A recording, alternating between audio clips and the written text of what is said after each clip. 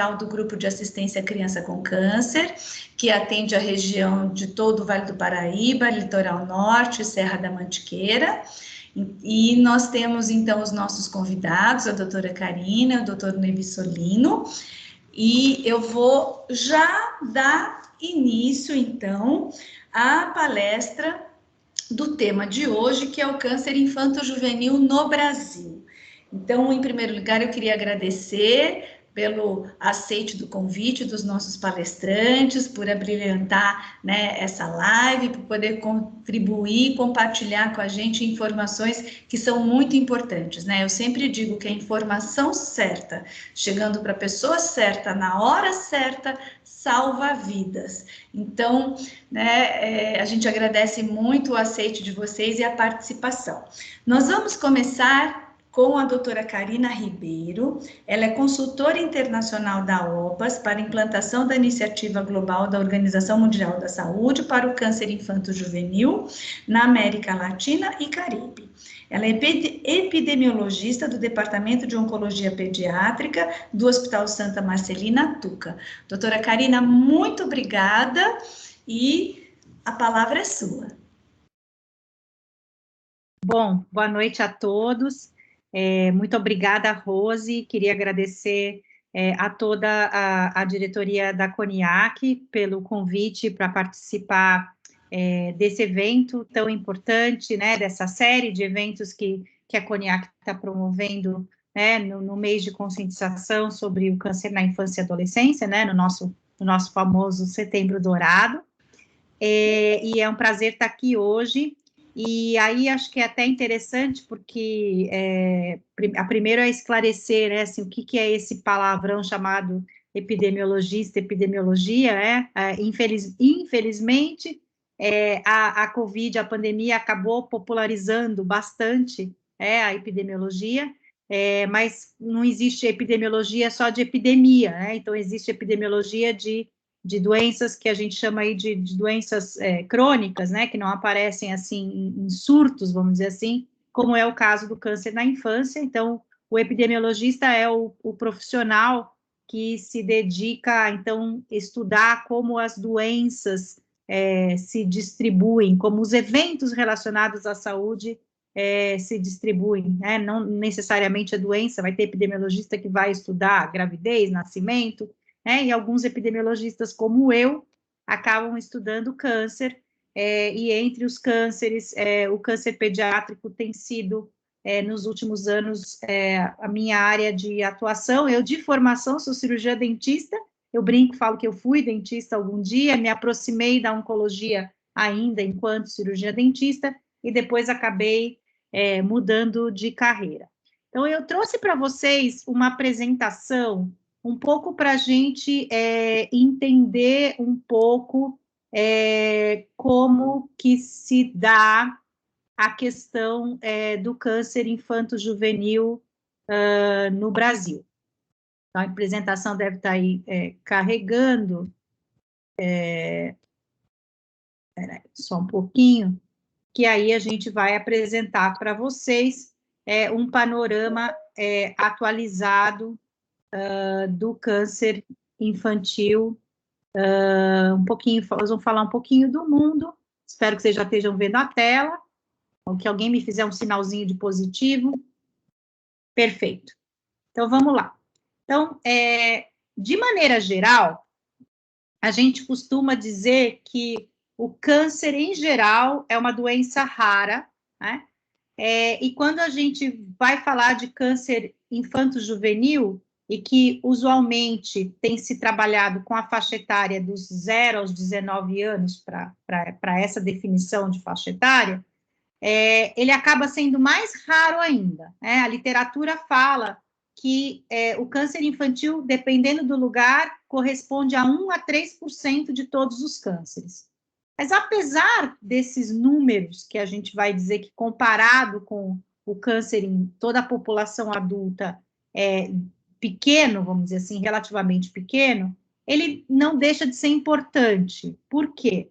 Porque à medida que a gente vive um processo que a gente chama de transição epidemiológica, e à medida que são controladas as outras causas de morte nessa população, especialmente as relacionadas aos déficits nutricionais e as doenças infecciosas e parasitárias, os cânceres emergem, então, como uma importante causa de morte entre crianças e adolescentes. E a gente vai falar disso um pouquinho mais para frente, tá? Esse gráfico mostra para vocês qual que é a incidência, né, de câncer em crianças e adolescentes, meninos e meninas, né, em diferentes partes do mundo. De onde vêm esses dados? Esses dados são compilados pela Agência Internacional de Pesquisa em Câncer, o IARC, que é um braço da Organização Mundial de Saúde, dedicado só a fazer pesquisa em câncer. E um dos departamentos do IARC é responsável pela o que a gente chama de vigilância do câncer, tá? Que são os dados dos registros de câncer. Então, na maioria dos países, câncer não é doença de notificação compulsória. Então, ao contrário de um caso de sarampo, de um caso de catapora, ou até mesmo de um caso de Covid, não é obrigatório, na maioria dos casos, notificar, que o médico notifique um caso de câncer à Secretaria de Saúde ou ao Ministério da Saúde, tá? Só que, como a doença é muito importante, são criados sistemas de vigilância, que são os registros de câncer de base populacional. No Brasil, eles são vinculados ao Ministério da Saúde através do INCA, em que estão localizados em quase todas as capitais brasileiras. Então, existe toda uma sistemática de buscar ativamente nos hospitais, nos laboratórios de patologia, em clínicas, sejam elas públicas ou privadas, todos os casos de câncer que acontecem numa determinada população.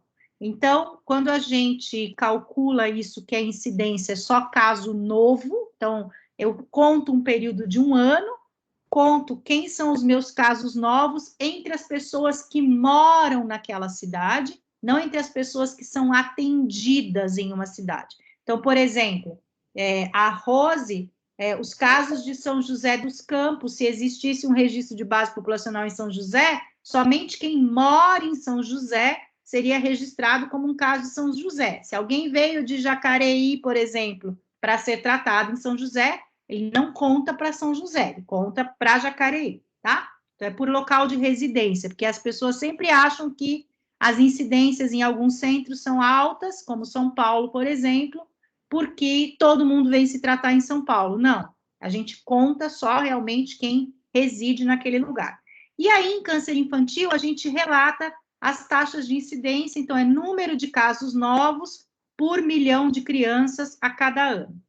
Esse gráfico mostra para a gente, então, que na região onde a gente está, né, aqui na América Latina e Caribe, a gente tem uma taxa de incidência que está entre as maiores do mundo, né, e também temos uma questão de ter uma mortalidade que também, infelizmente, não é tão baixa quanto a mortalidade que é observada na Europa e na América do Norte, tá?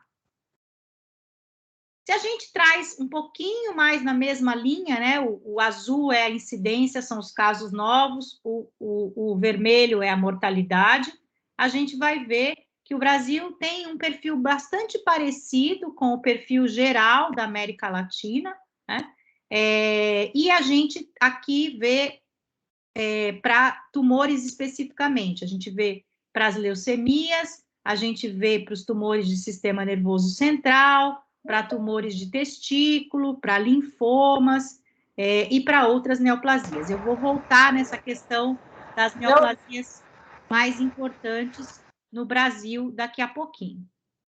Recentemente, o Instituto Desiderata, né, que é uma ONG dedicada às questões do câncer infantil e também da obesidade infantil, lançou um panorama do câncer infanto-juvenil no Brasil. Ele compila dados de diversos lugares. Então, um desses dados é a estimativa de casos novos para o Brasil para a população infanto-juvenil, que foi lançada, publicada pelo INCA, então, que seriam 4.860 casos novos, correspondendo, então, a uma taxa de 138 casos a cada 1 milhão de crianças a cada ano, tá? Eles fizeram várias análises interessantes, então, a gente pode ver aqui que a gente tem variação regional, né, em termos de regiões do Brasil, Nordeste, Sudeste, Sul, Centro-Oeste e Norte, e que também a gente também tem uma variação até em relação ao número de serviços habilitados, né, que são, na realidade, são 76 serviços habilitados atualmente pelo SUS, em relação ao também a razão de médicos, de oncologistas por um milhão de crianças. Além dos registros de câncer de base populacional, nós temos também, para conhecer um pouco o perfil, os chamados registros hospitalares de câncer. Cada hospital credenciado pelo Ministério da Saúde para atender oncologia pediátrica pelo SUS é obrigado, por lei, a ter um registro hospitalar de câncer funcionando, tá? E isso é centralizado e regulamentado pelo INCA, que mantém uma base de dados. O Estado de São Paulo tem uma base separada, que é da Fundação Oncocentro, mas que depois é integrada todinha na base do INCA, que se chama Integrador RHC. Então, a gente tem dados aí desde que... Essa é uma lei antiga, ela é do final da década de 90, tá? Então, a partir de 2000, todos esses hospitais foram treinados e capacitados usando um software único, uma nomenclatura, uma metodologia específica para coletar os dados de câncer infantil. Então, esses dados são públicos. Se a gente vai lá na página do INCA, tem uma coisa chamada dados de câncer, registros, e qualquer pessoa pode tabular os dados. Então, eu fiz algumas tabulações para mostrar para vocês. Aqui é do ano de 2013 a 2017. Então, para mostrar o perfil, o câncer infantil tem uma classificação própria, que são 12 grupos que a gente costuma apresentar o câncer infantil, porque é de câncer nas crianças, os tipos de câncer que aparecem nas crianças são bastante diferentes dos cânceres dos adultos. Então, criança não tem câncer de pulmão, criança não tem câncer de, né, raramente vai ter um câncer de estômago, criança não vai ter um câncer de mama, né? Então, as crianças têm o que a gente chama epidemiologicamente de tumores ou que são os tumores, aspas, que a gente brinca, líquidos, os tumores do sangue, né, as leucemias e os linfomas, e tumores sólidos, que a gente, muitas vezes, são tumores que a gente chama de embrionários. Eles parecem muito com o tecido, a célula de origem lá, que foi formada na criança, tá? Porque ele é muito parecido com o tecido lá do feto, o tecido de origem. Então, por isso, a gente precisa classificar eles de um outro jeito. Então, se coletam os dados e existe todo um algoritmo, vamos dizer assim, uma tabelinha de conversão para que a gente acabe nesses 12 grupos. Então, a gente percebe aqui que os tumores mais frequentes, então, são as leucemias, seguidos pelos linfomas e pelos tumores do sistema nervoso central. Esses 3 primeiros estão bem parecidos com o que hoje é descrito no mundo, tá? A maioria dos países desenvolvidos tem um perfil que é leucemia, linfoma, tumor do sistema nervoso central, às vezes invertendo, leucemia, tumor do sistema nervoso central e depois linfomas. Vocês vão reparar aqui que a gente tem algumas coisinhas que são um pouco diferentes. Uma é que nós temos uma frequência bastante alta dos tumores de osso, tá? E a outra é que nós temos aqui uma frequência alta de carcinomas. Os carcinomas são os tumores que acabam sendo mais frequentes dos adultos, ainda que a gente tenha alguns tipos que são frequentes nas crianças, né? Os carcinomas de nasofaringe, né? Os carcinomas de tireoide, que podem acometer as crianças, mas aqui chama atenção que a gente pode ter algum probleminha em questão de qualidade destes dados, como eles estão coletados. É uma frequência muito alta para essa faixa etária. A gente esperaria que a gente tivesse uma frequência um pouquinho mais baixa. Bom, Isso é sinal que eu tenho que ignorar tudo, o dado é ruim, não presta, não. Isso é sinal que quanto mais a gente analisa o dado, mais a gente devolve para as fontes e mais a gente melhora, não só a qualidade do diagnóstico que vai estar lá no exame anatomopatológico, né, no resultado da biópsia, né, ou da cirurgia, que vai permitir a gente dar nome e sobrenome para a doença, né, ou até a gente investigar se realmente é o caso de ter algum perfil diferente por alguma razão, né? Mas chama atenção esse dado, mas de maneira geral, bem parecido no princípio com o perfil que é conhecido para países parecidos com o nosso Brasil. E uma coisa interessante também é a migração, né? É um pouco esses 76 serviços que estão localizados em todas as regiões do país, mas que a gente percebe que existe uma migração bastante grande para a região sudeste, especificamente. Então, a bolinha branca é quantos por cento das crianças e adolescentes que residem naquela região tratam do câncer na própria região de residência, e as flechinhas são quantos se deslocam. Então, a gente pode ver que, por exemplo, no sul e no sudeste, praticamente não tem deslocamento, né? Então, 99%, praticamente 100% das crianças do sudeste se tratam na própria região sudeste e praticamente também 100% das crianças do sul se tratam na região sul, e no nordeste também essa porcentagem é bastante alta. Mas chama bastante atenção a quantidade de imigração que a gente tem, por exemplo, das crianças da região norte, né? Então, 16% das crianças da região norte acabam migrando aí para o sudeste em busca de tratamento. Uma coisa interessante é já que a gente já falou então um pouquinho dos casos novos, é a gente falar um pouquinho da mortalidade, né? Então, o que é mortalidade em epidemiologia? É o número de mortes por aquela doença dividido pela população geral de 0 a 19 anos, né? Então, não é quantos morreram entre quantos estavam doentes, é quantos morreram em relação à população geral.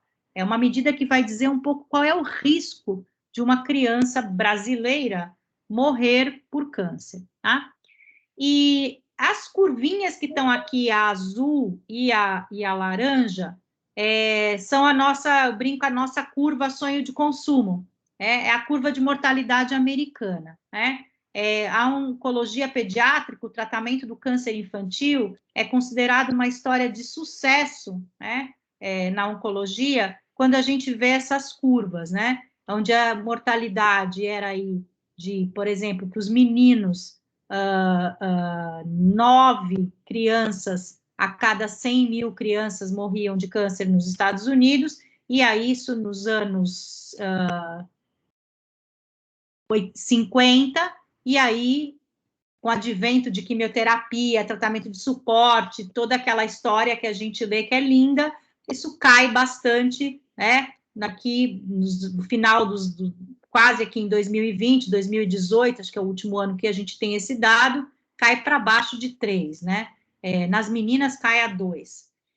A curva vermelha e a curva verde são as curvas brasileiras, tá? A gente ameaçou uma quedinha, mas a gente, na realidade, depois teve um aumento de mortalidade.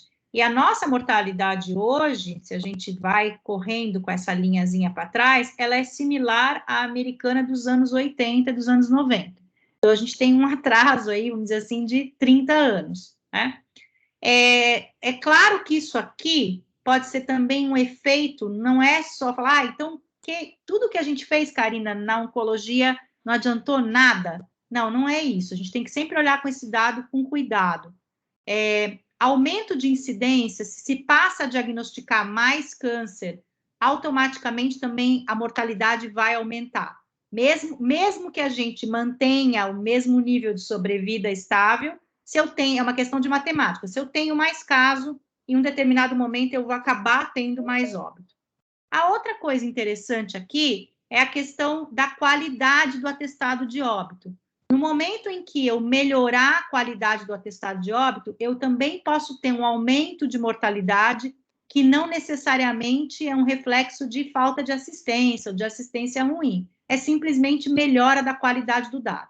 Então, toda vez que a gente faz esse tipo de análise, a gente olha junto o que aconteceu com a incidência, e a gente, então, se aumentaram os casos também, e a gente olha o que aconteceu com a qualidade dos dados.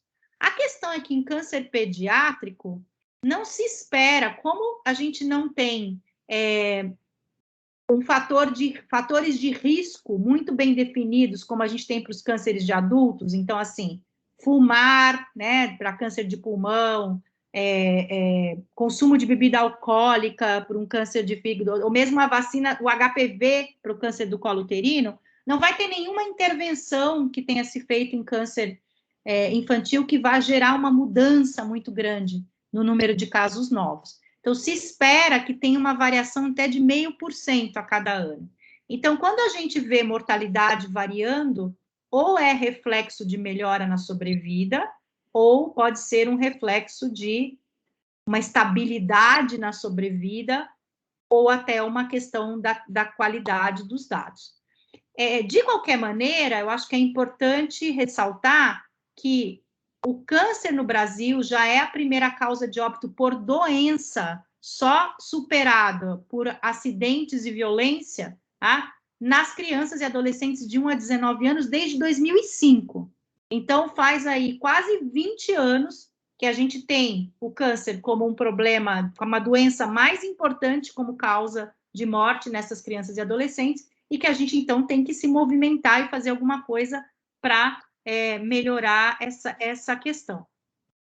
Em relação à faixa etária, então, a gente vê aqui que a gente tem os maiores valores nas criancinhas pequenas, de 0 a 4 anos, né? Com 47 óbitos a cada 1 milhão de crianças nessa faixa etária ocorrem por câncer, e depois os adolescentes de 15 a 19 anos com 51.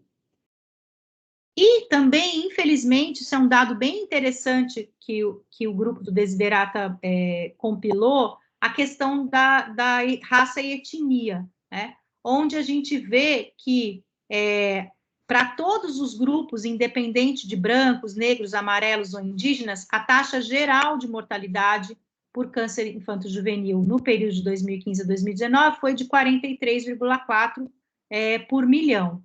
E nos indígenas é bem mais alto, tá? Aí a gente tem que olhar, podem ter questões relativas até à própria questão da assistência médica, existem algumas questões relativas até à resposta a tratamento, algumas drogas, né, de como pode ser modulada a resposta, né, a alguns medicamentos. Então, a gente também, isso é um dado interessante para se analisar, para verificar se é uma questão de desigualdade social, se é uma questão de acesso, ou se realmente pode ter alguma questão biológica aí em relação a metabolismo de alguns medicamentos, para leucemia, por exemplo, como a gente tem alguns relatos na literatura científica.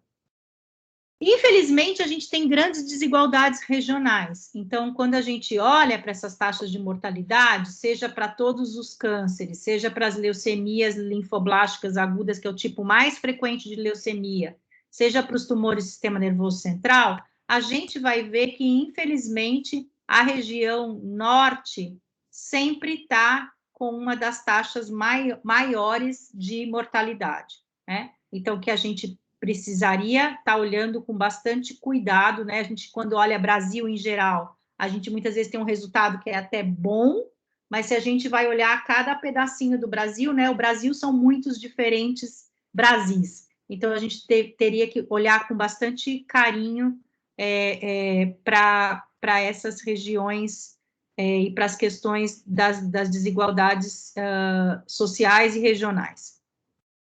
E essa coisa louca que vocês podem olhar e falar, o que é isso? Que figura é essa? Que arte é essa?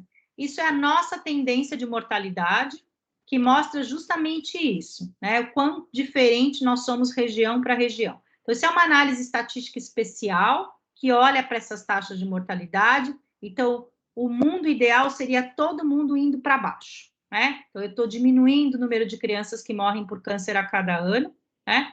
E isso aconteceu no Centro-Oeste, que é essa linha azul royal, aconteceu no sul, que é esse vermelho escurão aqui, e no sudeste, de uma maneira um pouquinho mais errática, vamos dizer assim, mas infelizmente, gente, olha o que acontece na região norte, que é essa, e na região nordeste. Essa linha cinza é a região norte, então a gente teve aumento da mortalidade no período de 1980 até 2019, e na região nordeste a mesma coisa, ainda que tenha caído um períodozinho, mas entre 90 e 2005 aumentou, depois deu uma certa estabilidade, começou a cair, né? Mas o mais preocupante aqui é o norte, tá?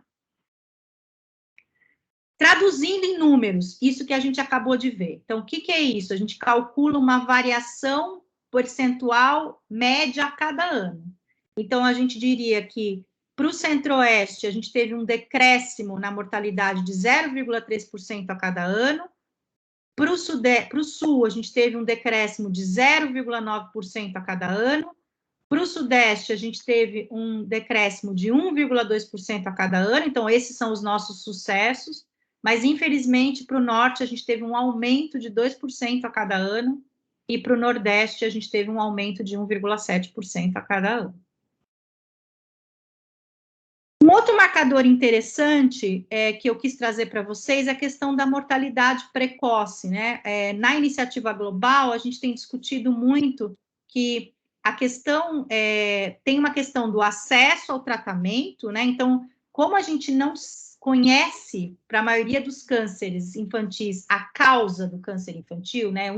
Essa coisa, um fator, um vírus, uma bactéria, um fator que a gente pudesse fazer alguma intervenção, né? Então, não dá para fazer uma prevenção primária, que a gente fala, né? Por exemplo, como se fosse uma vacina, ou uma mudança de hábito, assim, é uma mãe que fuma. Não. Então, assim, existem algumas associações, mas nada que tenha um papel tão forte, único, exclusivamente, que a gente conseguisse fazer uma intervenção, né?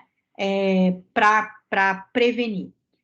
Existem algumas coisas no horizonte bastante interessantes, né? Então, existem grupos no mundo hoje estudando para leucemia linfoblástica aguda, para LLA, uma associação com um tipo de vírus específico, que é o citomegalovírus, e isso tem sido replicado, então, se isso vai para frente, a gente teria a possibilidade, sim, né, de pensar até em uma vacina, mas, por enquanto, a gente trabalha, então, com a questão de que para curar câncer em criança, eu preciso diagnosticar bem, o mais precocemente possível, e tratar muito bem. O que acontece, o que pode acontecer para falhar isso, né? Para a gente, infelizmente, não ter o sucesso que a gente deseja. Ou porque a gente está diagnosticando tarde, ou porque a gente tem alguma falha no tratamento, ou em relação a morte precoce por toxicidade, por infecções, ou às vezes as questões relativas à falta de adesão e abandono de tratamento. No Brasil, a questão do abandono de tratamento, que é muito frequente nos outros países da América Latina, não é tão frequente, justamente pelo papel muito importante que as casas de apoio, que as instituições do terceiro setor têm em relação a isso, né? A sociedade civil tem um papel muito importante nisso no Brasil, e acho que o sistema público de saúde também, mas acho que a gente tem uma posição bastante privilegiada em relação aos nossos vizinhos. Mas a gente tem ainda, em alguns lugares, uma mortalidade precoce bastante alta, tá? Então, isso também são dados do integrador RHC do INCA. Então, aqui por região, para o ano de 2016, o que eu chamo de mortalidade precoce? Uma criança que morreu até 30 dias depois do diagnóstico, tá? Então, ela está morrendo em vigência, já estou terminando, em vigência do tratamento. Então, a gente pode, o penúltimo slide. Então, a gente pode ver que ela é muito maior na região norte do que na região sul, por exemplo, tá? E quando a gente separa pelos tipos de tumores, segundo a região onde a criança foi atendida e o tipo de neoplasia, a gente verifica que ela é muito maior para as leucemias e linfomas, do que para os tumores do sistema nervoso central e para os outros tumores sólidos, e ela é definitivamente maior aqui no norte e na região centro-oeste. Então, a gente teria que olhar de novo com bastante cuidado para as questões relativas ao tratamento de suporte, a questão das infecções, de como melhorar a condição dessas crianças, para que daqui a um tempo, na nossa próxima live de um Setembro Dourado para frente, eu mostre umas curvas bem lindas, com decréscimo de mortalidade, com aumento de sobrevida, com decréscimo, quer dizer, esse é um marcador que a gente não precisa esperar muito tempo, né? A gente, 30 dias. Então, se a gente tem intervenções de redução de infecções, de melhoria de cuidado de suporte das crianças, né? Durante, isso é o que está acontecendo no começo do tratamento, a gente consegue melhorar essa história. Então, queria pedir desculpa por ter passado um pouco do tempo, meu e-mail aqui à disposição de vocês, se alguém tiver alguma dúvida, e esse quadro é um quadro, é bom a gente ver dado, a gente fica meio triste às vezes, eu não queria estar assim, mas eu acho que é o que motiva a gente a ter as atitudes corretas para mudar e seguir em frente. Muito obrigada. Obrigada, doutora. Obrigada pela sua participação brilhante. Eu vou pedir para todas as pessoas que quiserem fazer perguntas, se quiserem já ir encaminhando pelo chat, a gente já pode já ir compilando as perguntas, ou então a gente depois, ao final, quem quiser desejar fazer algum comentário, alguma pergunta, então levanta a mão, tá?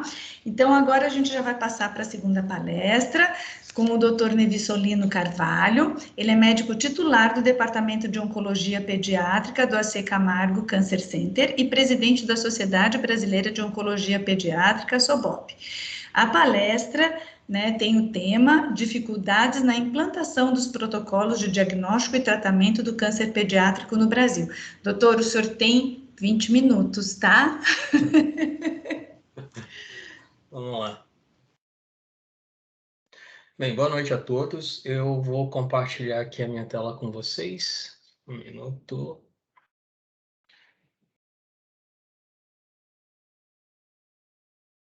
Viram? Tá tudo ok? Tudo ok, perfeito. Então tá bem. Então vamos lá, vamos começar. Antes de mais nada, meu boa noite a todos. Eu tenho um imenso prazer de ter aceitado esse convite e de estar conhecendo um pouco da Coniac. Então eu quero agradecer muito a toda a diretoria da Coniac, especialmente a Tereza, que já passou e teve experiência por ser presidente da Sociedade Brasileira de Oncologia Pediátrica. Ela sabe que isso é um grande desafio, acho que ela também está frente a um grande desafio, mas são esses desafios, como a Karina falou, que nos motivam a cada vez mais tentar melhorar a situação do câncer pediátrico aqui no Brasil. Eu tive vamos dizer, a tarefa, de falar sobre um dos pontos que são muito importantes quando a gente, no planejamento de tratamento de crianças com câncer, almeja melhorar as chances de sobrevida dessas crianças. Eu acho que existem inúmeras causas e fatores que influenciam essas taxas de mortalidade que a Karina tão bem exemplificou e mostrou. As aulas da Karina são realmente brilhantes e é muito difícil, inclusive, falar depois dela, faz parênteses, mas a gente sabe que dentro dessa engrenagem de todos esses fatores que influenciam no resultado final da melhor chance de cura para as crianças com câncer, sem dúvida nenhuma, um deles passa por a gente poder oferecer para essas crianças o melhor tratamento possível, do ponto de vista, quando eu estou falando aqui para vocês, de conhecimento científico em relação a eu saber que a criança tem um determinado tipo de tumor, que ela tem um determinado grupo de risco, e eu poder ofertar para essa criança um tratamento que seja adequado a esse risco. Então, isso passa por o que a gente chama dos protocolos de tratamento, e o desafio dessa aula é eu poder comentar e citar algumas fatores que podem ser considerados como dificuldades dessa implementação, e isso objetivamente acaba impactando de alguma forma as chances de cura dessas crianças. Eu também vou fazer um agradecimento especial aqui à Carol e à Cida, que são o meu braço direito sempre de outras diretorias da SOBOP também, que me ajudaram a resgatar dentro dos arquivos da SOBOP muitas informações que eu vou trazer aqui para vocês hoje.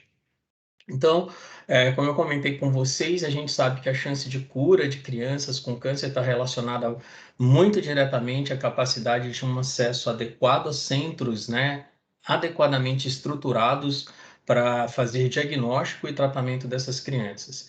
E do ponto de vista de tratamento, a gente tem que entender que essas crianças têm que estar sendo tratadas dentro de protocolos científicos baseados em evidências que são evidências que a gente sabe que são vindas, oriundas de exatamente sequências desses protocolos, né? Cada protocolo que eu encerro, eu entendo e eu vou buscar quais são as chances de melhoria para o próximo protocolo. Então, é muito importante que a gente tenha essa maturidade de entender que a gente ganha em vários aspectos quando as crianças são tratadas com protocolos de grupos cooperativos.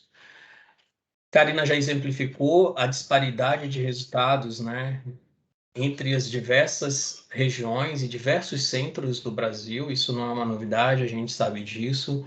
A gente precisa entender que há uma necessidade de disseminação de informações, de uniformização de condutas, né, mas sob esse aspecto sempre a gente levando em consideração a necessidade de adaptação às realidades locais, e esse talvez eu acho que seja um dos grandes desafios e dificuldades de implementação de protocolos, porque a gente sabe que nem todas as regiões do país, nem todos os centros têm a mesma capacidade de estrutura para acolher essas crianças. Então, esse é um ponto importante que eu acho que vai ser motivo aí mais na frente de vocês poderem abrir uma discussão sobre esse ponto. Necessidade de expansão de ações, né, voltadas para melhorar as chances de cura e diagnóstico precoce. Sem dúvida nenhuma, esse é um ponto crucial. Diagnóstico precoce, quanto mais precoce a gente tem feito o diagnóstico de uma criança com câncer, maior são as chances de sobrevida. Sem falar também que a gente vai diminuir muito os efeitos tóxicos da quimioterapia. Ou seja, a criança vai sobreviver e vai ter uma capacidade, uma qualidade de vida muito melhor, vai ser um adulto que vai ser absorvido pela sociedade de forma integral. A gente precisa, sem dúvida nenhuma, nesse contexto também, necessidade de apoio da sociedade civil organizada, e nesse ponto eu admiro demais o trabalho que vocês fazem. Necessidade de estruturação das unidades de tratamento na rede pública de todo o país, o desafio de incorporação crescente de ferramentas de diagnósticos e novos tratamentos. Esse eu acho que talvez um outro ponto importantíssimo, porque a gente sabe que apesar das dificuldades dos países de baixa e média renda, né, do ponto de vista principalmente de financiamento, né, acho que esse é o grande ponto. Aqui se tem, como nos grandes centros de tratamento dos países de alta renda, a gente tem equipes médicas competentes de enfermagem, farmácia, mas às vezes a gente está em situações em que a gente está em centros que a gente não tem toda essa estrutura. Isso compromete muito o tratamento dessas crianças. E necessidade de maior integração entre médicos e gestores públicos, sem dúvida nenhuma. Às vezes a gente tem tanto conhecimento, mas isso não chega aos gestores. Ontem eu participei de um evento em que a Tereza estava, e ela exemplificou bem isso quando ela teve uma experiência como presidente da SOBOP, de realizar, né, os fóruns para entender a realidade de cada região do país, e ela se surpreendia quando ela não tinha uma devolutiva positiva dos gestores de que, mas isso é preciso. Então, acho que isso também é um ponto muito importante que deve ser trabalhado, que frentes devem ser feitas em relação à possibilidade da gente avançar no sentido de que o gestor público também possa entender as necessidades da criança com câncer. Falar de protocolos clínicos, diagnósticos terapêuticos multi-institucionais é falar de que, de uma forma muito objetiva, é através da utilização desse tipo de ferramenta que a gente pode melhorar significativamente o prognóstico desses pacientes. Isso é de longa data conhecida, vocês também já devem saber sobre isso, né? Os grupos cooperativos que surgiram ainda na década de 70, tanto nos Estados Unidos quanto na Europa, mostrou um impacto absurdo nas chances de aumento de sobrevida, que a Karina exemplificou numa das artes, né, que vocês viram que na década de 50 e 60, quase 9, 8 crianças morriam por câncer, mesmo em países de alta renda, e essa realidade se transformou.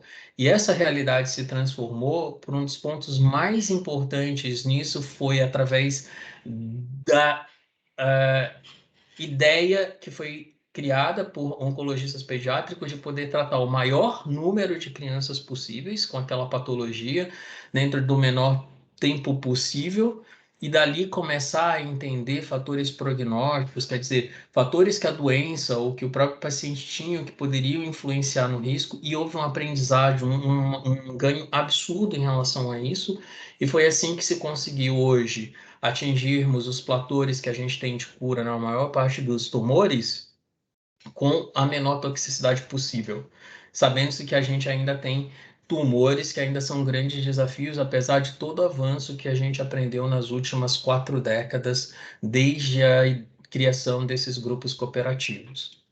E dentro da Sociedade Brasileira de Oncologia Pediátrica, que é a SOBOP, que vocês sabem foi fundada em 1981, esse ano completou 40 anos, desde pouco depois da criação da SOBOP, um grupo de médicos já conhecedores, né, dessas informações que estavam se replicando fora do Brasil, tomaram a iniciativa e começaram também a criar os grupos cooperativos de tratamento aqui no Brasil. E a história da SOBOP nesse sentido é bastante gratificante. A gente tem vários protocolos de grupos cooperativos que, desde a criação da SOBOP, foram ativados.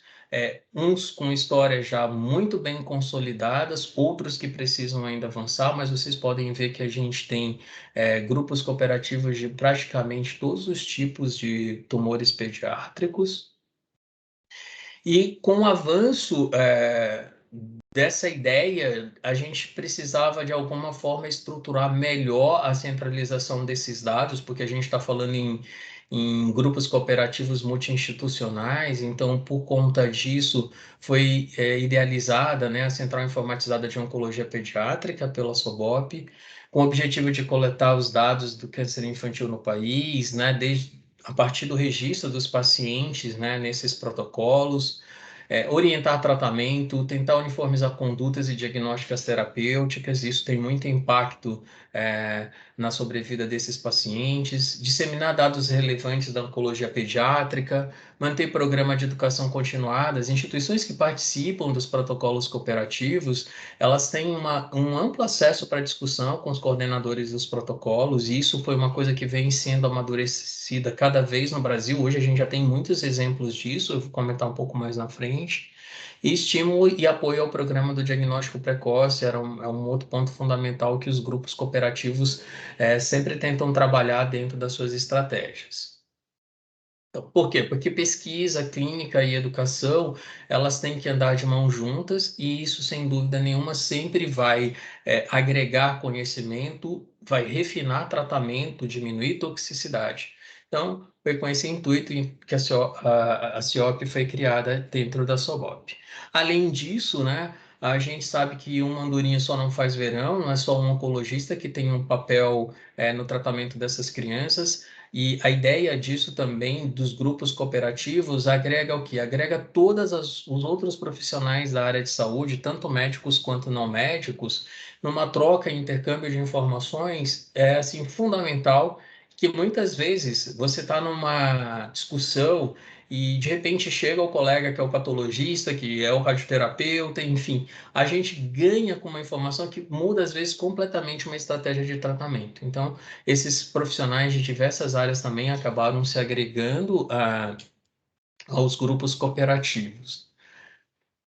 E depois de tudo isso, né, da criação desses grupos nos mais diversos tipos de tumores, né, o que a gente conseguiu, né, mostrar efetivamente em relação a essa iniciativa?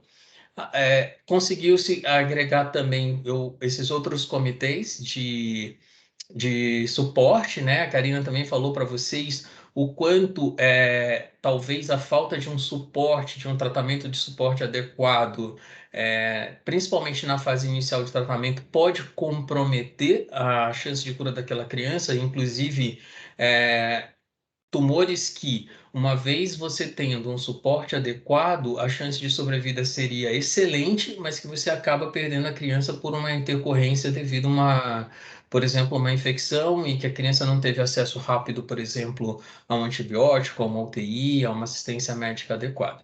Então, esses comitês multidisciplinares também foram agregados aos grupos cooperativos.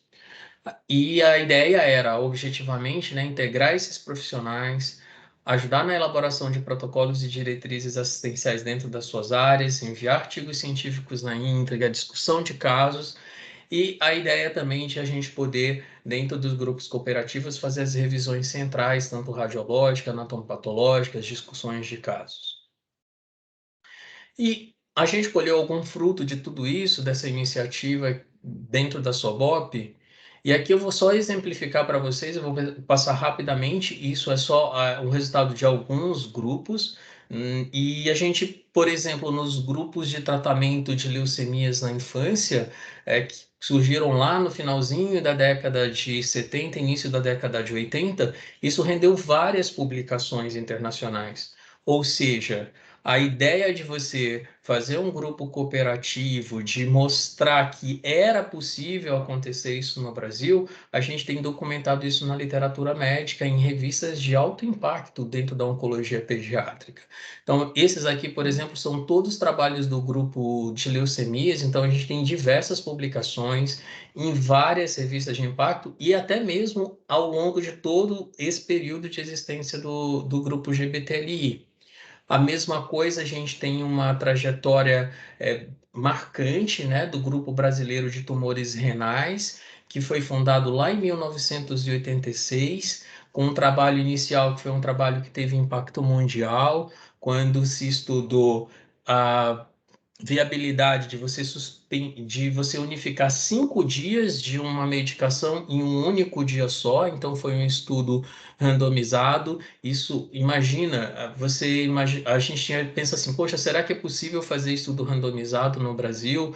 Por todas as dificuldades que a gente já enumerou algumas e vamos deixar algumas para o final da aula, é possível sim, desde que a gente tenha esse esforço de consiga, porque esse foi um dos estudos que teve impacto mundial.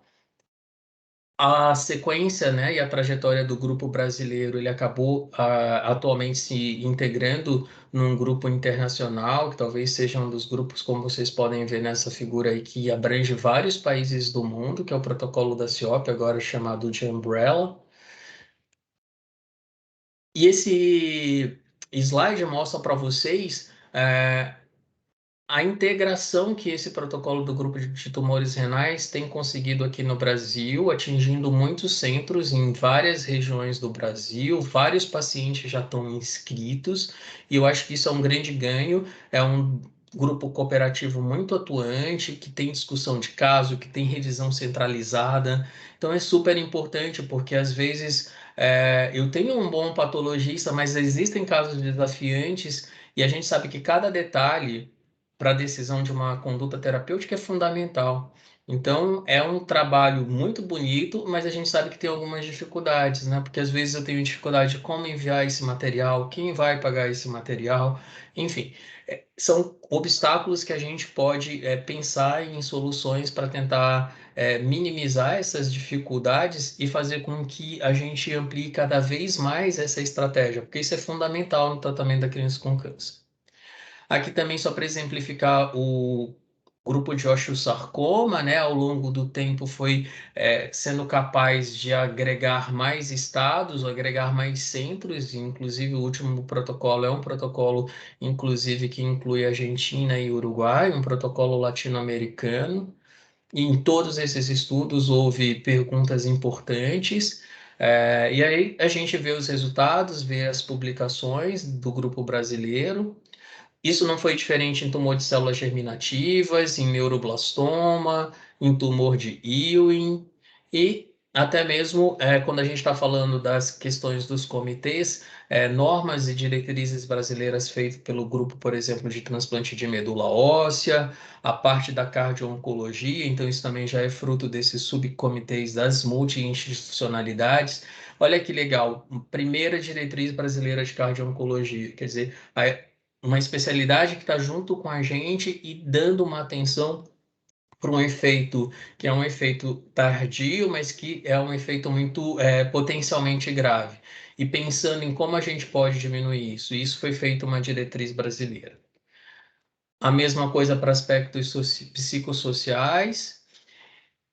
E tem algumas coisas que a gente também pode se perguntar, né? Por que que não avançamos mais, né? Então, aí a gente tem uma série de elementos. Eu acho que aqui deve se considerar, sem dúvida nenhuma, a extensão territorial do país, as diferenças socioculturais e econômicas, mas, de modo geral, grandes problemas impactam a gente ter uma melhor chance de cura para esses pacientes, ainda que dentro de grupos cooperativos. Então, a gente ainda enfrenta a dificuldade do diagnóstico tardio, falta de informações relacionadas no nível primário, poucos encaminhamentos às unidades de oncologia pediátrica. Eu infiro, mas quando eu vejo que uma boa parte dos pacientes que ficam na região norte, que morrem, por exemplo, de leucemia com 30 dias, há uma tendência da gente imaginar que não só por uma falta de suporte, mas às vezes também porque essa criança não teve acesso a uma unidade de tratamento oncológica de forma adequada. Então, são crianças que realmente esses tumores têm alta proliferação celular, né? Quando vocês imaginam que a gente fala que leucemias e linfomas, que a Karina definiu aí como os tumores líquidos, são os tumores mais frequentes no nosso meio. Esses tumores, eles geralmente eles se multiplicam de uma forma tão rápida que a criança, às vezes, se não é diagnosticada rápido, ela chega num estado crítico, que às vezes até chegando num centro de tratamento adequado, mas a doença está tão criticamente evoluída que ainda assim é difícil da gente resgatar esses pacientes. Então, acho que no ponto crucial, sem dúvida nenhuma, todos vocês sabem disso, vocês já têm iniciativas em relação a essa questão do diagnóstico precoce, vocês fizeram uma bela campanha agora no Setembro Dourado sobre essa questão. Eu acho que é um ponto que realmente deve continuar sendo reforçado. O sistema de saúde, né, que precisa de necessidade de melhoras em todos os níveis. E eu acho que daqui um dos grandes problemas que a gente tem é sempre a dificuldade de que, mais uma vez, a gente tem uma política tripartite, então tem coisa que é da União, tem coisa que é do Estado, tem coisa que é do município, e isso eu acho que, de uma certa forma, dificulta muito essa visão, e a gente sabe que cada localidade dessa, dependendo aí do seu contexto político atual, acaba enfrentando às vezes, porque vem uma determinada decisão de A mais B não está alinhado com A, e eu acho que isso sempre dificulta muito. Falta de reconhecimento de centros já existentes, né, que trabalham com oncologia, a gente sabe também desse cenário. A falta de abordagem multidisciplinar, muitos desses centros que recebem essas crianças não têm todos os profissionais que são necessários para poder orquestrar o melhor tratamento, e os protocolos de tratamento, eles são multidisciplinares.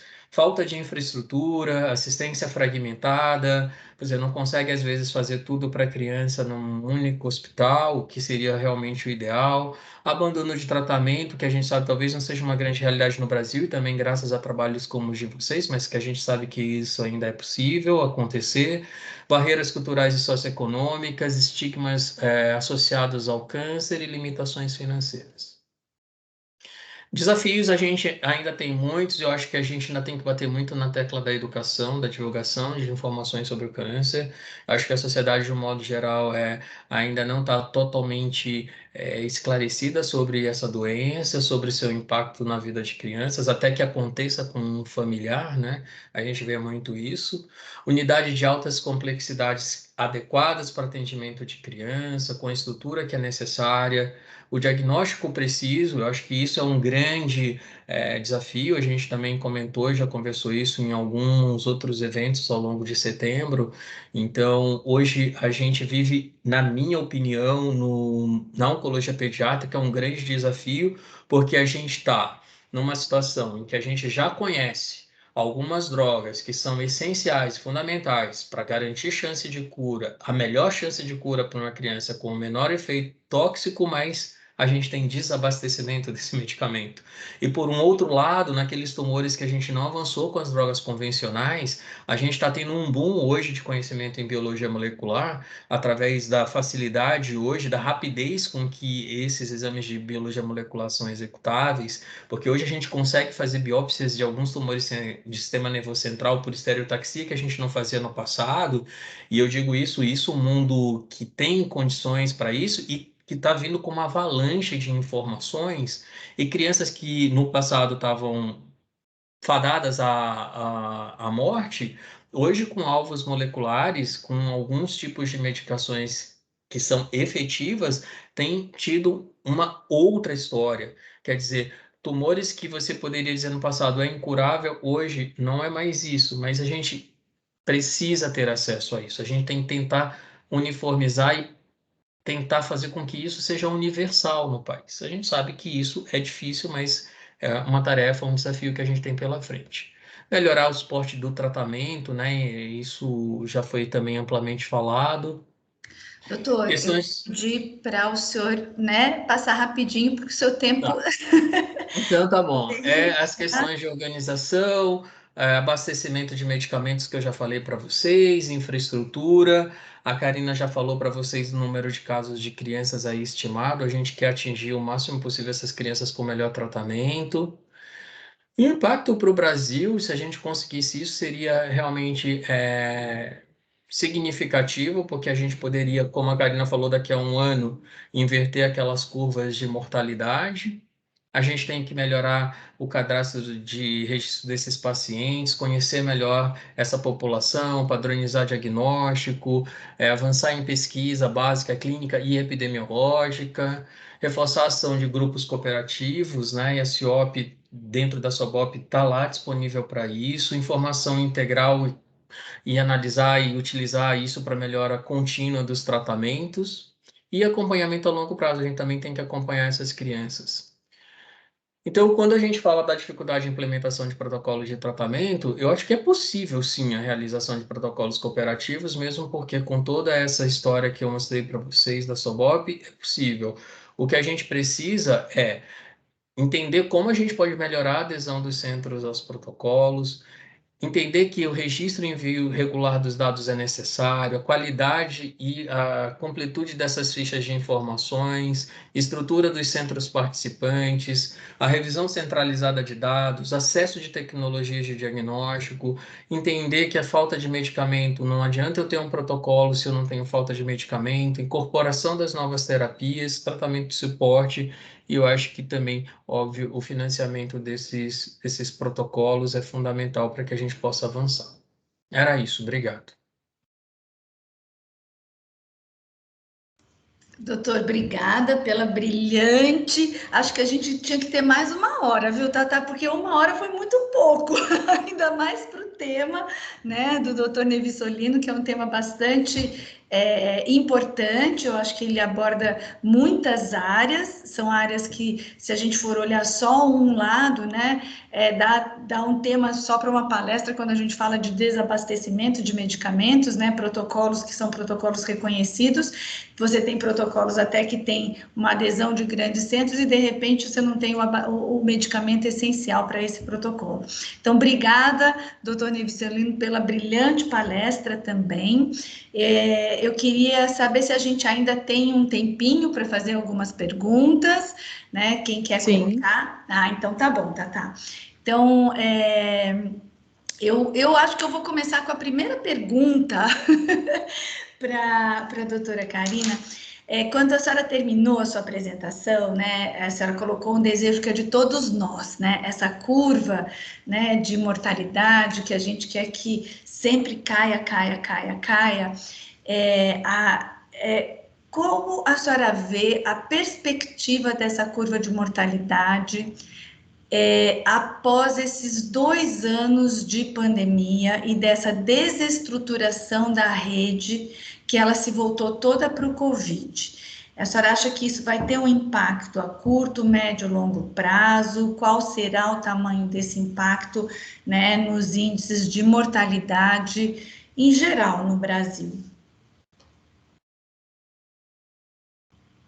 Olha, a gente vai ter algum impacto, sim, mas eu olhei alguns dados especificamente de internação, né, do sistema das AIHs aí do SUS, de câncer para todas as faixas etárias, comparando aí 2019 com 2020.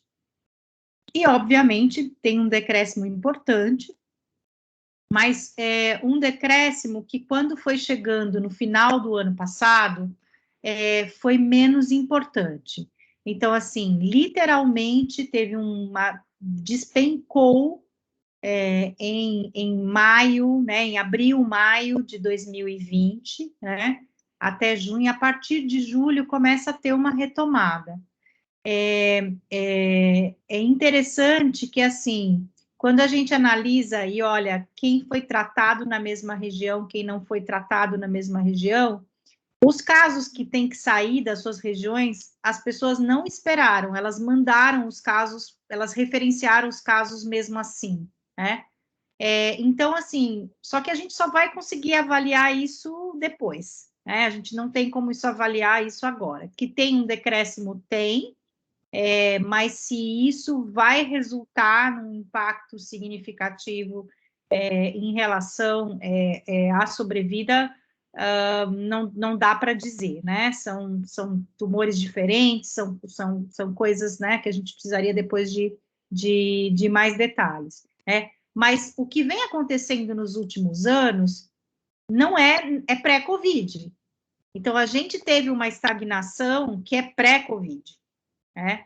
Então, assim, depois a gente olhar e falar assim, é a Covid que fez... Não foi a Covid que fez a gente parar. A Covid pode até fazer a gente piorar um pouquinho mais, infelizmente, mas eu acho que, assim, tem uma série de questões, né? É multifatorial. Então, assim, eu acho que tem uma questão dos centros habilitados, né? E a habilitação não é tudo para todo mundo, né? Então, câncer pediátrico é um conjunto de doenças. Aliás, câncer é um conjunto de doenças, né? Então, o lugar que tem a expertise para tratar um tumor ósseo ou para tratar um retinoblastoma, não necessariamente é o mesmo lugar que tem a expertise para fazer um transplante de medula óssea. São coisas bem distintas. Então, eu acho que a gente tem que olhar para a questão da distribuição regional dos casos, sim, mas para a questão da expertise necessária. Então, assim, se eu precisar realmente deslocar uma criança porque o tratamento que ela precisa só tem longe da casa dela, a gente vai ter que deslocar, né? Então, por exemplo, a questão das cirurgias para preservação de membros nos osteosarcomas, a questão da preservação dos olhos nos tratamentos quando é possível para o retinoblastoma, elas infelizmente não têm em todas as regiões ainda. Então, assim, a gente precisa dar o que é melhor para a criança, né? Então, a gente tem que garantir, vamos dizer assim, o básico, né? Então, assim, a questão assim, vamos mandar todas as crianças para os centros do Sul e do Sudeste? Não, mas vamos mandar aquelas que precisam, né, independente da região, para aquele lugar onde ela vai receber o melhor tratamento. E, principalmente, a gente tem uma porcentagem, a Sobop fez um trabalho, né, a Tereza fez um trabalho importante, antes da Tereza, a diretoria anterior, acho que começou ainda na época da doutora Carla Macedo, de identificar que tinham muitas crianças tratadas no SUS fora de centros de oncologia pediátrica, né? E fora até de centros de oncologia, quer dizer, nem habilitação para oncologia não tem. Isso não pode acontecer. Isso tem que parar de acontecer. Então, assim, tem que existir uma fiscalização mais ativa, no sentido de que garantir que, assim, se eu crio um critério para habilitar, eu preciso fiscalizar esse critério, né? Não adianta criar o critério e depois eu vou pagar a PAC, o tratamento para todo mundo. Eu entendo a filosofia de não deixar ninguém desassistido, mas se você tem 76 hospitais credenciados, não é possível que a gente ainda precise ter criança tratada em hospital não credenciado. Obrigada, doutora. Eu queria fazer uma pergunta para o doutor Neves Solino, porque ninguém levantou a mão, mas, doutor, eu queria que o senhor aproveitasse e falasse um pouquinho mais sobre o quanto os grupos cooperativos, né, dos protocolos, avançaram nesses anos da SOBOP, principalmente alguns grupos que já conseguem fazer reuniões tão constantes de discussão de caso, que conseguem até montar algumas rotinas, né, de uma revisão daquele caso centralizada pelo responsável, né, do protocolo. Então, eu queria que o senhor comentasse um pouquinho o quanto isso é importante, o quanto a SOBOP tem avançado e esses grupos cooperativos têm avançado. Eu acho que, inclusive, também pós-pandemia, né? A possibilidade do Zoom fez com que essa frequência, né, de discussão de casos fosse muito mais acentuada. Então, eu queria que o senhor falasse um pouquinho sobre isso. Olha, sem dúvida nenhuma, eu acho que um dos benefícios que a gente teve foi entender essa facilidade de comunicação através dessas ferramentas que estão disponíveis hoje, né? Então, ainda mais num país de dimensão continental, como a gente sempre, todo mundo, vocês têm escutado isso frequentemente, que isso é uma grande dificuldade, às vezes, para a gente uniformizar condutas, e grupos cooperativos, como o dos tumores renais, como o de osteosarcoma, como o de tumor de célula germinativa, como o grupo de leucemia linfóide, o grupo de leucemia mieloide, eles são grupos que estão extremamente atuantes nesse momento e eles estão conseguindo, através, inclusive, dessa facilidade, dessa ferramenta, conseguir uma maior adesão de centros participando ao estudo. Porque isso acontece, de uma certa forma, porque você aprende muito nessas discussões. Então, existe uma troca, né? Então, o colega que está lá, de qualquer estado do Nordeste, do Norte, que queira participar e que esteja registrando os pacientes, ele tem a possibilidade de aprender bastante. A ideia da centralização que você falou é fundamental.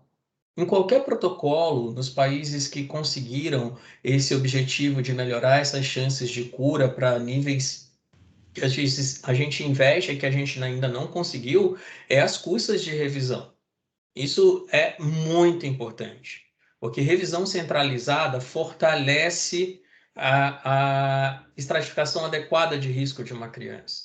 Então, eu posso estar num local onde o meu patologista ele não tem ainda totalmente conhecimento de como eu devo analisar. E olha, tumor pediátrico, gente, tem tanta peculiaridade. Isso também torna esse desafio maior, porque são coisas muito pequenas que podem mudar muito a estratégia de tratamento. Então, os grupos cooperativos que eu citei para vocês, eles estão numa linha crescente de adesão de centros no Brasil inteiro. Eu mostrei um mapa para vocês mostrando que o grupo de tumores renais, o quanto ele já atingiu várias regiões do país.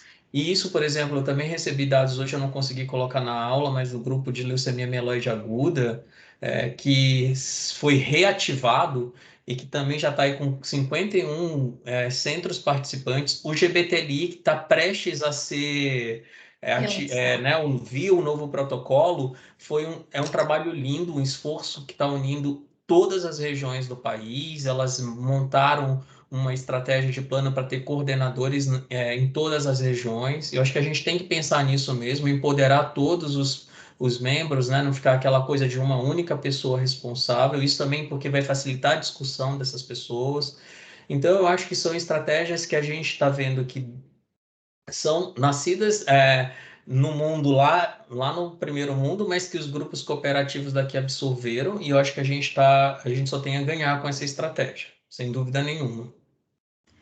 Bom, eu Tem falei duas que eu não ia... perguntas, acho que aqui do Rocco no chat. Uma delas ele pergunta que em alguns estados, ele citou aqui o Amapá, não tem oncologistas. O que a SOBOP pode fazer por isso?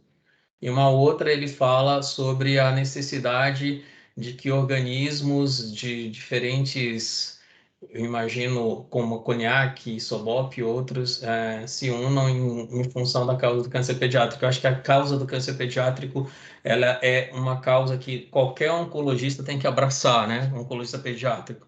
A gente só tem que se unir com os parceiros corretos, né? Porque nem sempre os fins justificam os meios, né? Então a gente tem que estar sempre alinhado com pessoas e grupos que, como a Coniac, por exemplo, tem esse objetivo. Então a Solop está aberta para essas parcerias, que são parcerias que, sem dúvida nenhuma, podem ter essa colaboração. Quando a gente fala sobre... A Karina mostrou que para cada 1 milhão de adolescentes, tem 5,3 oncologistas pediátricos no Brasil. E eu acho que se ela fosse mostrar o dado, talvez, mostrando em que localidades esses médicos estão distribuídos, certamente haveria uma diferença grande entre as regiões. Isso é um problema realmente muito grande, Rocco. Eu acho que não só para a oncologia pediátrica, mas para muitas especialidades. Principalmente essas nossas especialidades que são muito, né, assim é o topo dali da montanha, que a gente sabe que a distribuição dos casos também não é tão uniforme. E eu acho que uma coisa que dificulta muito também, às vezes, ter um oncologista em alguns estados, principalmente do norte, eu acho que é a região que tem menos centros habilitados, eu acho que a Karina me corrija se eu estiver errado, mas é justamente questões de, por exemplo, eu sou maranhense, eu saí de São Luís do Maranhão para vir para São Paulo fazer pediatria e depois eu me apaixonei pela oncologia, fiz oncologia, e quando eu estava terminando meus estudos em oncologia, eu falei, gente, eu queria muito voltar para São Luís, mas uma coisa que me desestimulou muito, Rocco, quando eu me vi frente ao final da minha residência foi, poxa, eu aprendi tanta coisa aqui, mas em São Luís do Maranhão, há 20 anos atrás, sequer tinha UTI pediátrica geral. Não estou falando de uma UTI específica em oncologia. Então, às vezes, o profissional, ele, tipo, avalia muito o local para onde ele vai. O que que eu vou ajudar uma criança lá? A gente está acabando de falar, a Karina falou, para tratamento de alguns tumores, há necessidade realmente de centros muito especializados. Então, também é frustrante, às vezes, você estar lá no Amapá e você não ter a infraestrutura mínima. Não estou falando da infraestrutura ideal, estou falando da infraestrutura mínima, porque isso seria realmente... É muito difícil você ter todo o conhecimento, saber como você pode salvar uma criança e você não ter condição mínima para tratamento. Mínima, eu não estou falando do que a gente quer próximo do ideal. Então, eu acho que isso desestimula um pouco realmente os profissionais.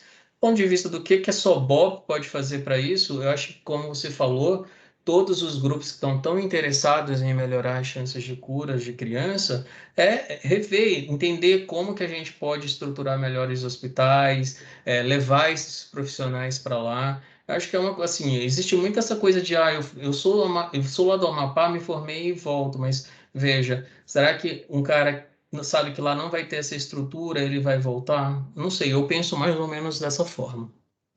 Doutora Karina, quer comentar? Não, eu queria comentar que, interessantemente, a gente teve recentemente uma discussão com o Departamento do Ministério da Saúde, que faz as habilitações dos hospitais, o Nevi, inclusive, também participou. Então, existe um critério de distribuição, que você tem que ter em uma macro-região, pelo menos 30 casos novos de câncer pediátrico para você credenciar um centro. Então, assim, se eu não tiver numa região, não justifica ter. Então, vai para a região mais próxima. Além do que, é bem interessante essa discussão do Nevi, que realmente é difícil a questão da alocação de especialistas em determinadas áreas. A área da região norte é crítica.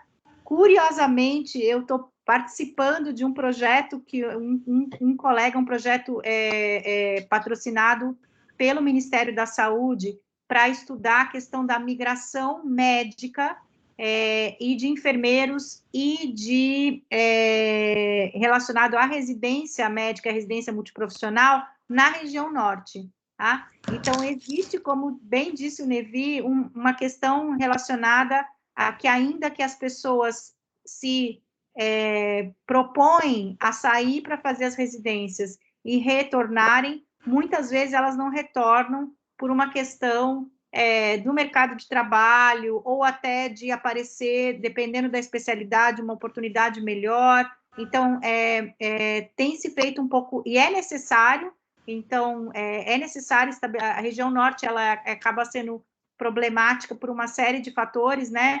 em relação a deslocamento, em relação a muita cidade em que só se chega de barco, né, tipo, população ribeirinha, mas a gente tem uma série de situações desafiadoras, mas hoje tem uma tendência na oncologia pediátrica, por exemplo, na Holanda, não vai ser o caso do Brasil, uma questão de dimensão, mas na Holanda eles centralizaram o tratamento em uma única instituição, porque eles falam que não teria condição de sair espalhando. No Peru também está tendo uma certa tentativa agora de uma certa centralização.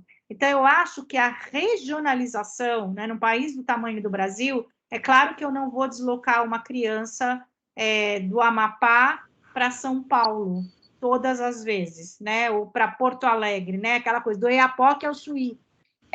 Mas eu acho que a gente não tem condição de ter um centro de oncologia pediátrica em cada estado. Eu acho que nem todos os estados vão ter condições de ter isso, então a gente teria que trabalhar com uma questão regional. Então, garantir que para a criança de Roraima, para a criança do Amapá, para a criança de Rondônia, tem um centro na própria região norte, ou até dependendo, né, porque tem lugares do norte que estão até mais próximos do nordeste, né, tem uma migração, né, para o Maranhão mesmo, hoje, Tocantins, né, etc. e tal, que tenha um tratamento de qualidade. Então, acho que a gente tem que analisar, a gente olha o número de casos, olha o número de médicos, olha todas as questões, mas não adianta a gente abrir um centro maravilhoso no Amapá se não vai ter um oncologista que vai querer ir para lá, né?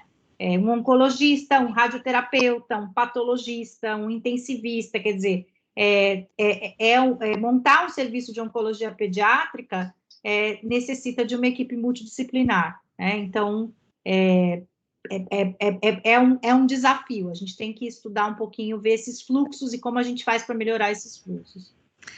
Bom, gente, eu acho que a gente tem que realmente encerrar. Eu queria agradecer muito o doutor Nevissolino, a doutora Karina, pela brilhante contribuição que deu para todos nós. Aproveitar e agradecer a doutora Tereza, em nome de quem eu agradeço toda a diretoria da CONIAC, por esse setembro dourado aí tão intenso. A gente está feliz, com essa intensidade. Eu acho que essas discussões sempre precisam ser levantadas, a gente precisa estar sempre estudando, olhando como se pode fazer um melhor, para a gente realmente garantir que a criança e o jovem ele receba o que há de melhor, Hoje existe uma tecnologia que cada vez ela vai mudando mais. A gente falar de oncologia pediátrica não é mais só o oncologista, É o oncologista, o patologista, o morfologista, o radiologista, o especialista do especialista, então o oftalmologista que está especializado em fazer a quimioterapia ocular. Então a gente tem que pensar no básico, no médio, no complexo da alta complexidade, A alta complexidade já tem a alta complexidade básica, a média e a altíssima complexidade. Então, obrigada mesmo por vocês terem trazido esse tema. Eu acho que a gente só tem a agradecer e obrigado por estar aí junto com a gente nesse Setembro Dourado. Isso é um sonho de todos nós da CONIAC, que o Setembro Dourado cada vez mais se fortaleça e tenha a mesma força que outros movimentos, como o Setembro Amarelo, como o Outubro Rosa e o Novembro Azul, e que todo mundo saiba da sua importância, A doutora falou muito bem, apesar de ser poucos casos, ele traz um impacto muito grande, porque a mortalidade é a primeira mortalidade por doença, no nosso país. Então, eu acho que obrigado mesmo por estar ao nosso lado, parabéns a toda a diretoria, e se vocês quiserem realmente dar boa noite, eu agradeço. Bem, eu mais uma vez só agradeço o convite da CONIAC.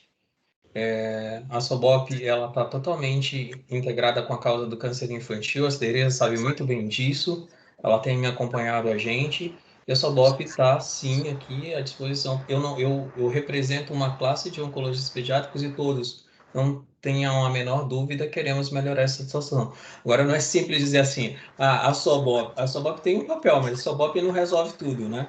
A SOBOP realmente precisa da união de outras forças, precisa se entender que não é só a gente querer, a gente vive numa estrutura civil organizada, tem coisas que são burocráticas, que às vezes não é só ter uma lei.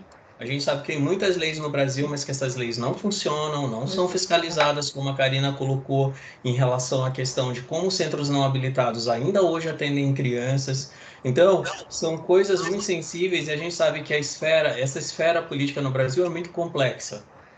Então, não se resolve do dia para a noite. Esses problemas de hoje, perder vidas de crianças, esse é o principal objetivo da Aliança Global. A gente está perdendo crianças, não é de hoje. A gente está perdendo crianças de muito tempo. Então, essas iniciativas, essas medidas que têm que ser tomadas, elas têm que chegar de alguma forma. O problema é que é muito difícil chegar até lá, mas eventos como esse, iniciativas que a SOBOP já faz há mais de 40 anos, que a Cognac deve fazer desde o início que ela foi fundada, tem que continuar sendo feitas. Agora, chegar lá na frente, um sonho, acho que a gente vai chegar sim. De grão em grão, a gente vai coletando o que a gente quer, mas não vai ser do dia para a noite, não vai ser simplesmente fazendo e elaborando um determinado tipo de lei que a gente vai conseguir chegar a isso. Já existem mecanismos para que a gente possa melhorar isso. Mas existem as dificuldades que não cabem à SOBOP, não cabem à Cognac. Se a gente estivesse lá, parece que é muito simples, né? Para resolver, mas eu acho que não é. Acho que é bem complexo, mas a semente, ela está sendo criada. Sem dúvida nenhuma, a integração de todo mundo que quer melhoria de criança com câncer é fundamental. Isso é uma questão que é absurdamente inquestionável, né? Obrigado mais uma vez, Tereza. Muito obrigado pelo convite. Eu queria só falar aqui, encerrar, primeiro agradecer realmente a Rose por ter aceitado a mediar, a Karina, ao Nevi, e dizer assim que nós estamos num momento muito feliz para o Brasil, né? Primeiro, eu acho que a gente tem que olhar que nós já tivemos uma trajetória, a gente sempre pensa muito assim, tá ruim. Não, tá ruim, mas a gente já teve uma trajetória muito bonita, né? A gente tem olhando até a aula que o Nevi coloca, quanta coisa, né, que a gente vê. Então, nós temos uma trajetória que a gente tem que se orgulhar. E estamos no momento que a gente está. A Karina está na OPAS, o Nevi está na SOBOP, a gente tem esse movimento global, né, que está querendo se juntar. Infelizmente, a representante do Ministério da Saúde não pôde, mas porque ela está doente, né? Mas ela estaria aqui com a gente, então a gente tem alguém também olhando a oncologia pediátrica, então acho que é um alinhamento dos astros que estão mostrando o caminho para a oncologia pediátrica. Vamos nos unir, não é fácil, realmente o Nevi coloca, né? E aí eu falo, como eu já estive nesse lugar, às vezes vem tudo em cima do presidente da SOBOP, você resolve, mas não é assim, né? É um movimento de todos e que todos têm que estar juntos. E aí eu falo pela Cognac, a gente realmente quer esse agrupamento. Ficamos muito felizes com a Karina, ficamos muito felizes com o Nevi, ficamos muito felizes com o Ministério da Saúde, e a gente acha que junto, nos alinhando, falando na mesma voz, a gente vai conseguir mudar. Sim, espero que daqui no ano que vem, novo Setembro Dourado, a gente já faça um comparativo de melhoria do que houve esse ano, né? Se Deus permitir. Eu queria agradecer também, é um prazer estar aqui, e queria também fazer minhas as palavras do Nevi e da Tereza. Eu também acho que a gente vive um momento especial, né? Com uma iniciativa global da OMS dedicada ao câncer infantil, onde a gente tem a felicidade da OPAS ter encampado essa ação na região da América Latina e do Caribe, e sem a mínima humildade, vamos dizer assim. É nítido o quanto a gente tem ido muito bem enquanto região, né? Então, existe uma coisa histórica e talvez uma força latino-americana aí realmente de trabalhar nesse sentido. Acho que a gente tem que lembrar, eu concordo com a Tereza, às vezes a gente é meio pessimista.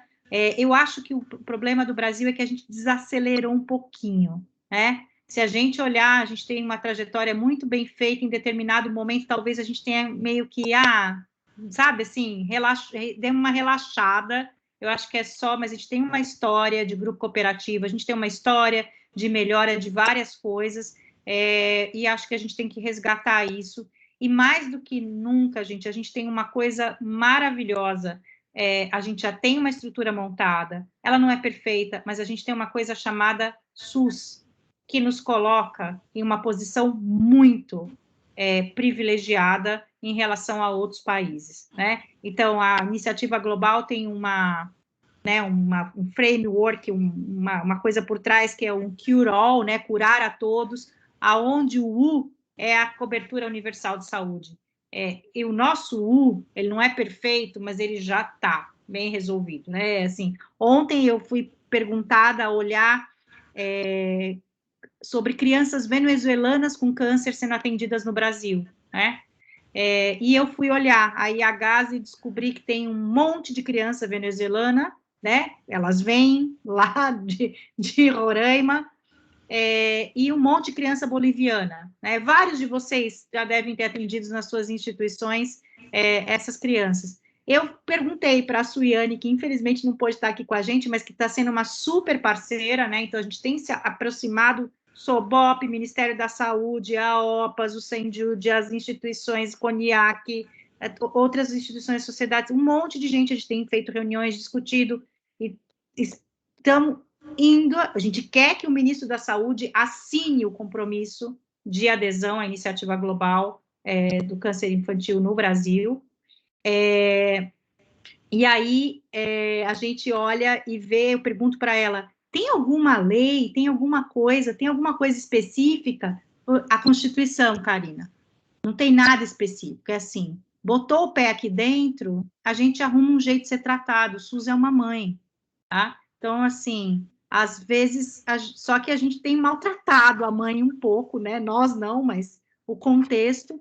Então, eu acho que a gente precisa, né, dar uma repaginada na mãe, fazer a mãe aparecer, botar uma bijuteria, fazer a coisa, mas a gente tem uma estrutura, a gente tem uma coisa montada, excelentes profissionais. Eu acho que é uma questão de estar sempre se reavaliando e aprendendo com a avaliação o que a gente pode melhorar e unir esforços. Eu acho que assim a gente vai fazer uma retomada e vamos chegar lá.